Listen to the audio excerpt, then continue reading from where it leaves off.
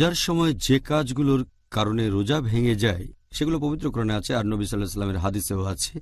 আল্লাহ পবিত্র কোরআনে বলেছেন, সূরা বাকারা অধ্যায় নম্বর 2 আয়াত 187, তোমাদের স্ত্রীদের সাথে সঙ্গত হও এবং আল্লাহ তোমাদের যা দিয়েছেন তা কামনা করো, অর্থাৎ সন্তান, এবং তোমরা পানাহার করো যতক্ষণ রাতের কালো রেখা থেকে সকালের সাদা রেখা স্পষ্ট না হয়। এরপর রোজা রাখবে, রোজা পূর্ণ করবে রাত না আসা পর্যন্ত।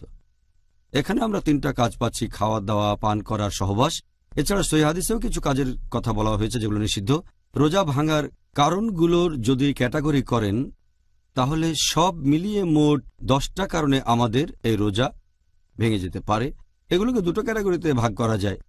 প্রথম ক্যাটাগরিটা হচ্ছে যে সেই কাজগুলো যেখানে আমাদের শরীরের ভেতরে কিছু ঢুকাচ্ছি।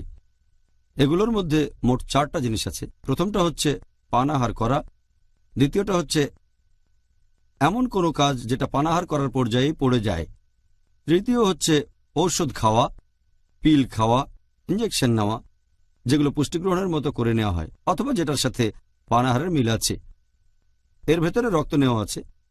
4 নম্বর, এটা অনেকটা কিডনি ডায়ালিসিসের মতো, যেখানে রক্ত বের করা হয়, বিশুদ্ধ করা হয়, কিছু পুষ্টিকর উপাদান দিয়ে আবার শরীরে ঢোকানো হয়।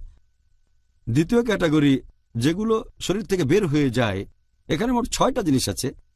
1 নম্বর হলো সহবাস করা, 2 নম্বর হস্তমৈথুন করা, 3 নম্বর হলো রজস্রাব, 4 নম্বর প্রসব পরবর্তী রক্তস্রাব, 5 নম্বর হচ্ছে ইচ্ছে করে বমি করা, আর 6 নম্বরটা হচ্ছে শরীর থেকে রক্ত বের করা, যেমন ইঞ্জেকশনের মাধ্যমে বা এই ধরনের কোনো কিছু।